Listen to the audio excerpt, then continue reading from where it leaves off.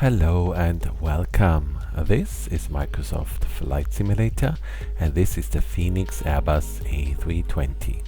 And today we are in episode 3 of our mini-series called Finer Points. Once again we'll be discussing 2 topics. So yeah, without further ado, let's get started. Right, so we are here in the cruise, and one of the pages I very quickly want to look at is the RTA page.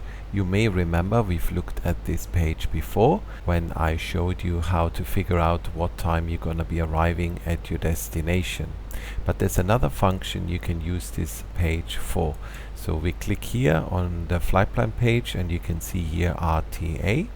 We click on that and here we have a waypoint, the distance, when we will be there.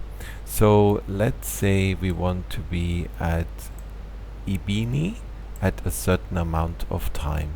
So we type in Ibini here. It says we'll be there at 0536 and 20 seconds. This is a very short flight plan. There's not much we can play with here, but let's say we want to be there at 0536 exact. And then we insert, and what the aircraft is now going to do, it has added a time constraint here, and it will try to hit that time constraint by either slowing down or speeding up. So how is this useful? Well, if you have a longer flight and you're running late, and let's say you want to make a certain time, I don't know, I've had this recently where we took off in Greece. We had a flight time of 3 hours 20 minutes. We wanted to see if it's possible to arrive about 5, 6, maybe 10 minutes earlier. So we just went to the final approach fix in here. We put in a time that was 5-10 minutes earlier and had a look at what the aircraft was doing, what speed it would be flying, and whether we would be comfortable with that. And that's one way you can choose to do that. Of course, you can also do this if you're early. You may not be aware of this, but during the summer months many airports are so busy they do not allow you to arrive early. The constraint is usually plus minus 14 minutes at most airports. So if you can see that you're gonna be there 16 minutes early, just put in a time constraint. Say you want to be there only 13 minutes early, and then the aircraft will slow down and try to hit that target. So that's a very useful page, at least for us in the real world. Maybe you want to play around with this in the sim as well. Okay, and the second tip has to do with powering up the aircraft. So we are parked here at a remote stand. As you can see, the external power is connected, but because it is a remote stand, we can't have external air conditioning. It's a very hot summer's day. We get on board. It's stifling hot inside the aircraft.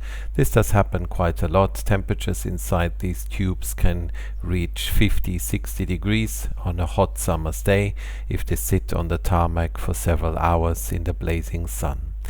So the instinct is to power up the aircraft and immediately switch on the APU to get some air conditioning. But there is a catch. So we've gone through this before. We check the parking brake is set, the weather radar is off, we do all our checks, then we switch on battery 1, battery 2, and then the external power. And now the temptation would be to just switch on the APU, but you must not. You must wait 70 seconds before you switch on the APU.